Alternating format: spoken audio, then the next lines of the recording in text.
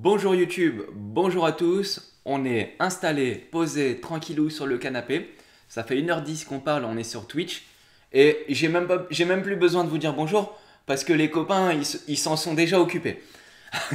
Donc là, on est présent. On était obligé de se connecter en live parce que live de Powell, donc live de Nono. En fait, j'ai postulé, mais bon, bref, c'est compliqué. Et du coup, on va parler de ce qui s'est passé sur le live de Powell. Et il y a eu des grosses news dans la journée. Donc j'ai envie de vous en parler parce que c'est chaud. Salut en Auto 1038. Je vous propose, on passe tout de suite sur mon PC.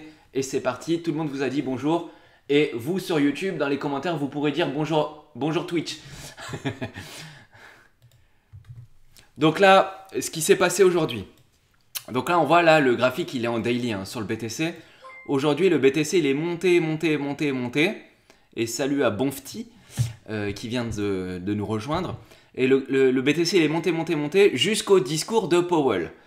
Et le discours de Powell, en fait, si vous voulez, est la belette bifteuse. Salut la belette bifteuse, très beau pseudo, je valide, installe-toi, on est posé. Et en fait, si vous voulez, je vais vous le mettre en 1 heure. Et en fait, si vous voulez, lui, il a fait son live ici, Jérôme Powell, donc le patron de la FOMC, donc c'est la Federal Reserve.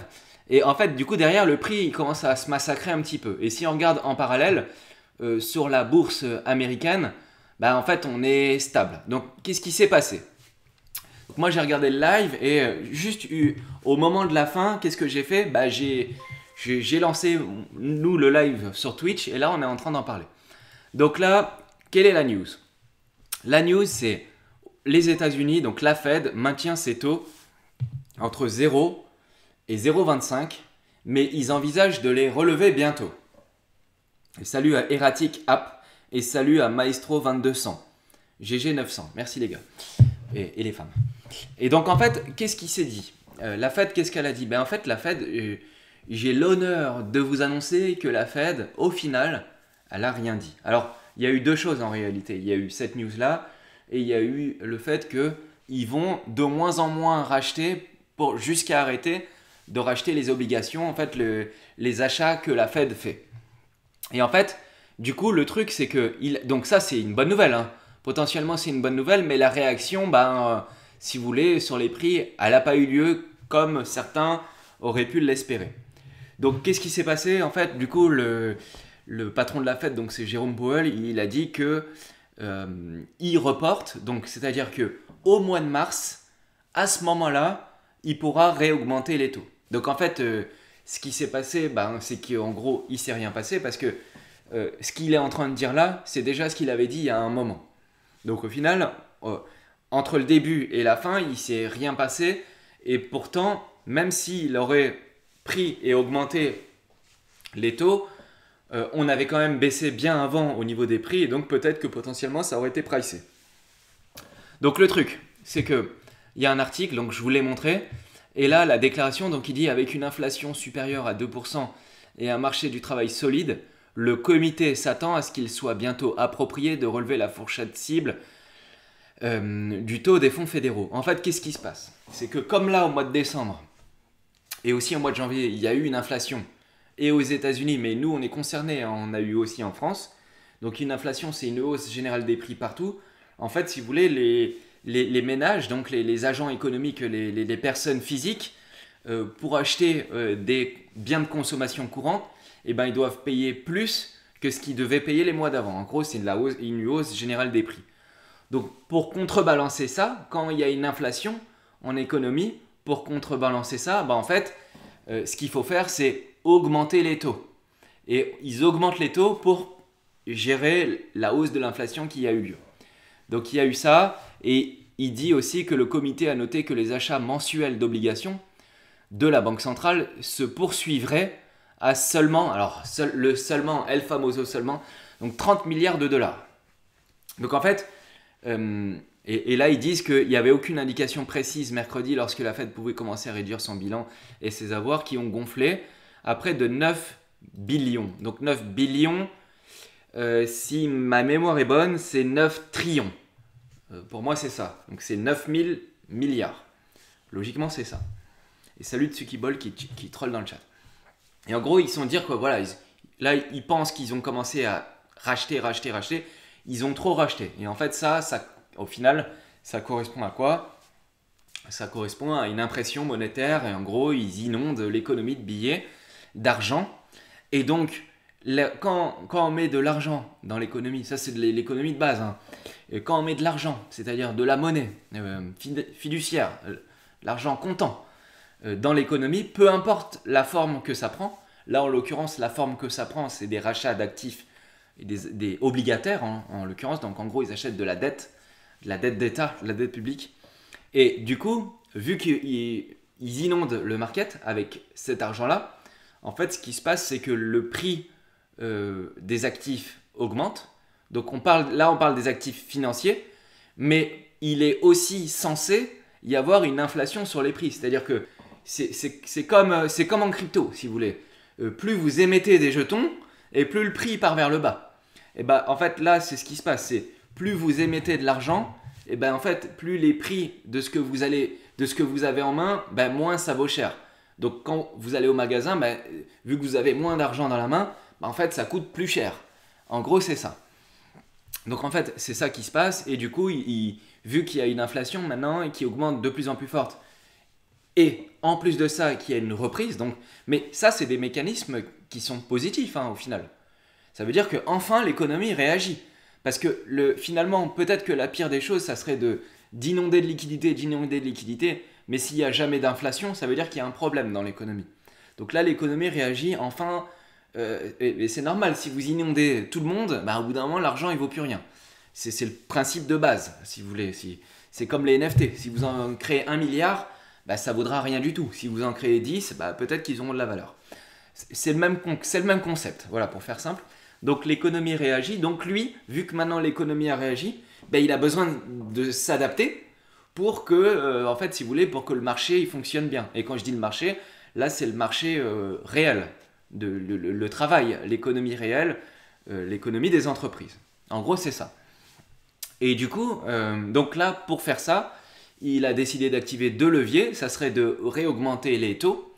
Et en fait, quand il va réaugmenter les taux, ben, en fait, là, ça impacte directement les marchés, c'est-à-dire la bourse traditionnelle, les actions, c'est ça, hein, c'est les actions des entreprises, le marché financier, et ça impacte aussi par corrélation. Et là, on avait eu un débat dans le chat qui a duré au moins 20 ou 30 minutes, mais je vous expliquerai en quoi était le débat, mais rapido, parce que je ne vais pas le refaire pour tout le chat qui, eux, sont déjà au courant, mais on est 200 et je vous invite à venir sur Twitch si ce que je vous dis vous intéresse. Et en fait, ce que je dis, c'est que vu qu'ils vont réaugmenter les taux, mais ils ont dit qu'ils allaient peut-être le faire, hein, ok? C'est-à-dire que là, ils ont bien dit, ils annoncent une hausse des taux, mais si vous voulez, le truc, c'est que tant que la réunion n'a pas eu lieu au mois de mars, mais tant que c'est pas fait, c'est pas sûr. Donc pour l'instant, les taux, ils les laissent tels quels. Donc c'est pour ça qu'à la base, c'était censé être une news positive. Mais on le refaire après au mois de mars. Donc en fait, le truc, c'est que vu qu'il y a ça, ça impacte les marchés financiers. Et si ça impacte les marchés financiers, ça veut dire que si on augmente les taux, ben en fait, qu'est-ce qu'ils font les gros hedge funds, les gros fonds d'investissement, les gros investisseurs, ceux qui ont des milliards, de milliards, de milliards? Aujourd'hui, on a un marché financier qui vaut beaucoup. Les actions américaines, elles sont bien évaluées, voire même surévaluées, voire même certaines en état de bulle spéculative. C'est-à-dire que le prix des actions n'a plus rien à voir avec la valeur de l'entreprise au regard de sa rentabilité et de la rentabilité de l'entreprise et du résultat d'exploitation. En gros, c'est ça. Donc en fait, le truc, c'est que du coup, une hausse des taux, les investisseurs, quand ils ont une hausse des taux, ça veut dire qu'ils vont pouvoir prêter de l'argent sans risque, parce que quand vous prêtez à un État, logiquement, je dis bien logiquement, l'État doit vous rendre votre argent plus des intérêts, et pour autant, vous avez pris aucun risque, à part le risque de défaut du pays. Et donc en fait, vu qu'ils vont augmenter les taux, ben, en fait, les investisseurs ils vont pouvoir enlever leur liquidité des marchés qui sont risqués, comme la bourse, pour les mettre dans des marchés qui sont moins risqués. Donc le marché des obligations, c'est-à-dire le marché de la dette. La dette des États américaines, européennes, chinoises, ce que vous voulez, ou russes. Et donc du coup, ça peut impacter les marchés financiers. Et du coup, par corrélation, et c'est ce que j'expliquais avant de lancer la vidéo sur YouTube, sur le chat, c'est ce que j'expliquais, c'est que là en ce moment, le BTC et donc les cryptos sont corrélés au marché. Si vous voulez, vous regardez là, alors là je l'ai mis en 1 heure, mais bah, on peut même le regarder. Si vous regardez ça, là c'est le BTC, et vous regardez le S&P 500 en 1 heure, donc je l'avais mis comme ça, bah, en fait ça se ressemble, vous avez vu, il a baissé en même temps, et si vous le regardez en daily, là en ce moment, ces derniers jours, il est corrélé. Et donc, dans le chat, tout le monde me dit, bah ouais, mais il est corrélé, donc vu qu'il est corrélé, si le marché américain des actions il baisse, bah la crypto elle va baisser. Et moi je lui disais, bah non, c'est peut-être pas vrai. C'est peut-être pas vrai parce que justement, à la base, les cryptos et notamment le BTC, c'est quoi? C'est censé être de l'or numérique, c'est-à-dire c'est censé réagir comme le gold. Et ça, tout le monde l'oublie. C'est-à-dire que tout le monde oublie qu'avant, avant, c'était pas il y a des années, hein, c'était il y a 3 semaines, un mois, bah en fait on comparait le BTC à l'or en disant logiquement le BTC c'est un actif refuge et donc on achète du BTC pour se couvrir d'un marché tout. Mais là en ce moment, et c'est récent, hein, ok, ça fait 1 semaine, 2 semaines, 3 semaines, mais c'est pas plus vieux que ça, hein, que le BTC il est directement corrélé au marché américain. Et pour ça il existe, je sais plus, il faudrait que je le recherche et je vous en reparlerai, mais il existe un graphique qui montre la corrélation entre les deux. Et en ce moment c'est très corrélé, mais à un moment, il pourrait y avoir une décorrélation si le marché baisse. Et c'est ça que j'expliquais au chat. Et après, il y a eu une discussion. Certains étaient d'accord, d'autres un peu moins. Bref, mais en tout cas, ce qu'il faut savoir, c'est que vu qu'ils ont prévu d'augmenter les taux au mois de mars, mais pas tout de suite, au mois de mars, peut-être, hein, entre guillemets, peut-être, c'est ce qu'ils ont prévu. Mais si l'inflation rediminue et que, etc., bah, ils vont peut-être les relaisser encore très bas. Il va peut-être rechanger encore sa position parce qu'à la base, il devait les augmenter ce soir. Puis finalement, il le fera dans 2 mois. Donc en gros, la news de ce soir, en gros, hein, la grosse news de ce soir, bah, c'est qu'il n'y a pas de news. Puisqu'en gros, c'est la Fed maintient ses taux. Voilà. La grosse news, c'est ça. Et après, ils vont diminuer le rachat des actifs, etc. En gros, voilà, vous avez la news la plus importante de ce que Jérôme Powell a dit. Et au moins, maintenant, tout le monde est au courant. Là, j'ai une autre news qui a eu lieu hier. Et cette fois, c'est plus la Fed, mais c'est le FMI. Alors, ils ont fait toute une étude. Ils se sont bien pris la tête. Mais bon, bref, ils ont fait toute une étude pour dire que, ouais, le Salvador a très bien surmonté la crise du Covid. Ils ont une économie qui est encourageante. Ils s'attendent à avoir un 10% de croissance cette année. Mais, par contre, le FMI exhorte, hein, c'était ça le terme, exhorte le Salvador d'enlever le Bitcoin reconnu en tant que monnaie nationale. Donc là, le FMI dit stop maintenant, on arrête les conneries. En gros, c'est ça. Hein.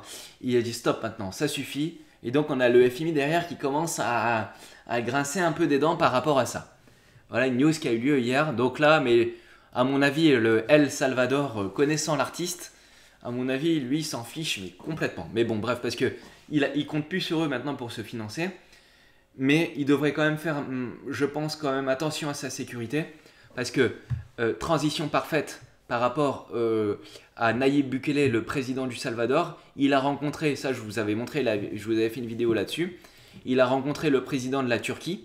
Et depuis qu'il a vu le président de la Turquie aujourd'hui, donc là c'était aujourd'hui, et ben en fait Erdogan, le président de la Turquie, il charge son parti d'organiser un forum sur la métaverse. En gros, il dit à son organisation politique, il leur dit, écoutez, maintenant c'est président, donc la Turquie, on s'intéresse à la métaverse. C'est un truc de fou quand même. Et donc là-dessus, ils vont mener des travaux. Donc il veut faire une étude là-dessus. Et donc il dit à son gouvernement, vous allez faire une étude pour me dire si la métaverse, il y a du potentiel, si ça peut aider le pays, etc., etc., etc. Et donc, là, ils vont mener des travaux sur les nouveaux développements comme le métaverse, les crypto-monnaies et les médias sociaux. Et ça, c'est quand même énorme. Hein. Enfin, franchement, je trouve que c'est énorme de voir ça. Maintenant, c'est des pays qui s'intéressent à la technologie et je trouve que c'est intéressant. Et ils disent, là, en décembre, la Turquie a accueilli Stratcom 2021, un rassemblement international pour aborder les politiques efficaces, les problèmes, défis, machin, etc. Les sujets abordés lors du sommet comprenaient la communication stratégique, diplomatie publique, numérique, métaverse, image de marque, etc. etc. Et du coup, c'est très intéressant parce que ça, il l'a rencontré quand Nayib Bukele, il l'a rencontré il y a 2 jours, je crois. Il l'a rencontré il y a 2 jours. 2 jours après, il dit on va faire un truc sur la métaverse. Un truc de fou. Donc ça, c'était évident qu'il allait lui parler de crypto et de bitcoin, etc. Pour eux, j'allais dire en Tunisie, en Turquie, pour eux en Turquie qui ont des galères, si vous voulez, au niveau de l'économie, c'est-à-dire qu'ils ont du mal à stabiliser un peu les prix de la monnaie, etc. Donc là, good news hein, sur les cryptos, etc. Donc c'est une technologie qui intéresse maintenant les pays. C'est officiel. C'est plus juste le petit pays isolé tout seul dans son coin. On a une autre news qui a été publiée il y a 3 heures, c'est FTX. Alors c'est là, attention, on ne parle pas de crypto, ok? On parle d'entreprise crypto. Donc là, en fait, c'est comme si vous preniez l'entreprise Coinbase, et je vais vous en parler juste après. Donc là, d'ailleurs, ils le disent, la plateforme rivale de Coinbase vient de lever 400 millions de dollars. Excusez-moi. Et en fait, ils ont levé 400 millions de dollars, mais ils ont vendu. Alors là, je vous rappelle, hein, c'est pas des cryptos. Hein. C'est pas la crypto qui s'appelle FTT, ça n'a rien à voir. Là, ils ont vendu des actions de leur entreprise à une valorisation de 8 milliards de dollars. Et même malgré ça, et je vous fais un truc mais ultra rapide, même malgré ça, je pense que les 400 millions de dollars qu'ils ont vendus à des investisseurs sur la base d'une valorisation de 8 milliards de dollars, ben je pense qu'en fait les fonds d'investissement en question, qui s'appellent Paradigm, SoftBank, Temasek, Greenox Capital, Multicoin Capital, et ça, c'est pas forcément des fonds qui sont basés dans la crypto. Là, c'est des fonds type bancaire, assurance, etc. Donc là, c'est encore autre chose. Et du coup, ce que je vous dis, c'est que je pense que ces fonds-là, honnêtement, je pense qu'ils ont fait une bonne affaire. Parce que l'entreprise FTX valorisée à 8 milliards de dollars, honnêtement, je pense que ça peut valoir le coup. Salut à Tintamar75, bienvenue à toi. Et salut à Sab Wilder aussi, bienvenue à toi. Pourquoi je vous dis ça? Pourquoi je pense qu'ils ont fait une bonne affaire, même en ayant acheté autant et avec une valorisation autant? Alors, je vais quand même lire. Selon le site spécialisé CoinGecko, le volume des échanges, donc là on parle juste de volume des échanges sur FTX US, et salut à Fédéral, très beau pseudo, était d'un peu plus de 260 millions de dollars en 24 heures. Hein. Mais c'est bien loin derrière OKEx, qui est à 5,5 milliards. Donc en fait, si vous voulez, FTX US, c'est tout petit. Hein. C'est tout petit pour l'instant. Mais ça pourrait devenir un gros acteur. C'est pour ça qu'ils l'ont bien valorisé, mais même malgré la valorisation, je vais vous montrer après pourquoi je pense que ça peut être bien pour ceux qui ont fait ça. Donc en fait, ils ont très peu de volume actuellement, FTX US. Alors FTX US, faudrait voir si... Je pense que FTX, ils sont partout dans le monde, enfin j'imagine. Mais là, on parle que de FTX US. Et je fais bien de le dire parce que c'est écrit d'ailleurs, mais à la différence de ces derniers, dans plusieurs pays, FTX US est seulement accessible depuis les États-Unis. Ça veut dire que quand FTX US ils vont ouvrir à tous les autres pays, bah, ils pourront avoir des volumes d'échanges similaires vu la puissance du marketing qu'ils mettent en place.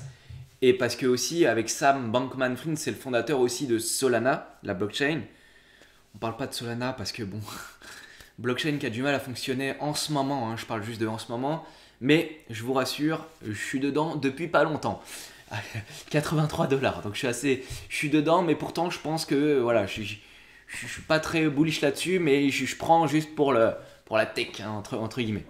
Bon bref, et du coup pourquoi je pense que ça peut être un bon plan pour FTX? Parce que si vous regardez, parce que là c'était pas de la crypto, hein, on parle juste de l'entreprise, et l'entreprise Coinbase, elle est valorisée en bourse. Je vous montre, donc le market cap en bourse, il est de 27 000 millions. Donc en bourse, ça vaut 27 milliards de dollars, Coinbase, aujourd'hui. Aujourd'hui, ça vaut 27 milliards. Et en fully diluted market cap, donc le market cap total de toutes les actions, ça vaut 50 milliards de dollars.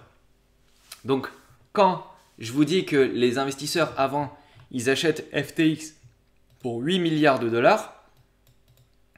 Notez que, on va faire un calcul, notez que la valorisation actuelle de Coinbase, elle est de 50 milliards, donc on divise par 8, elle est 6 fois supérieure à celle de FTX. Et pour autant, FTX, ils arrivent en force, ils sont très forts en marketing, ils ont réussi à obtenir beaucoup de volume aux États-Unis et ils sont disponibles pour l'instant que aux États-Unis. Mais ils vont se développer. Forcément, ils vont se développer et potentiellement que cette plateforme-là, FTX, alors moi j'ai fait un compte mais je ne l'ai jamais utilisé, potentiellement que cette plateforme-là, elle pourrait avoir de l'avenir en termes de volume, puisqu'il y a de plus en plus de gens qui l'utilisent, il y a une adoption sur cette plateforme-là. Ça marche bien, ils font un bon marketing, etc. Ils font plus de... Enfin, Crypto.com, ils font aussi beaucoup de marketing, mais ils n'ont pas beaucoup de volume, alors que FTX, ils ont une augmentation volume de volume très rapide. Et donc c'est pour ça que je pense que ça, même à 8 milliards de dollars, pour la valorisation qui se trouve à 27 milliards ou en fully diluted à 50 milliards, je pense que FTX, pour eux, ça pourrait être un bon plan. Et là, il y a Guillaume33140 dans le chat qui me dit c'est du très lourd FTX, j'utilise que ça. Donc c'est bien qu'il y ait un produit qui est fonctionnel et qu'il y a des gens qui fonctionnent, enfin, que ça intéresse parce que du coup, là on a la preuve dans le chat et du coup ils le sont aussi à l'international si c'est valable aussi pour la France.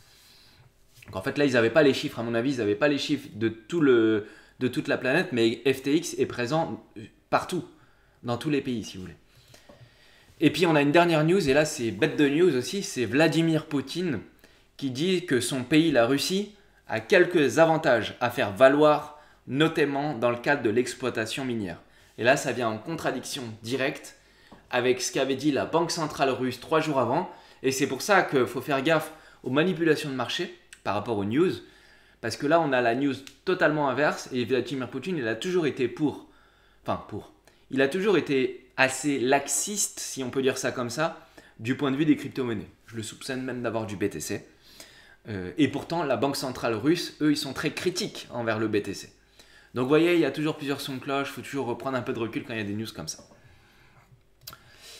Voilà, le principal a été dit. Si ça vous a plu, petit pouce sur YouTube. Avec les copains, nous, on va continuer un petit peu le live avec les questions. On a explosé le compteur. Je suis dispo sur Twitch, comme vous pouvez le voir, sur Twitter et sur Instagram. Je vous dis à la prochaine YouTube. Ciao à tous. Et nous, on continue.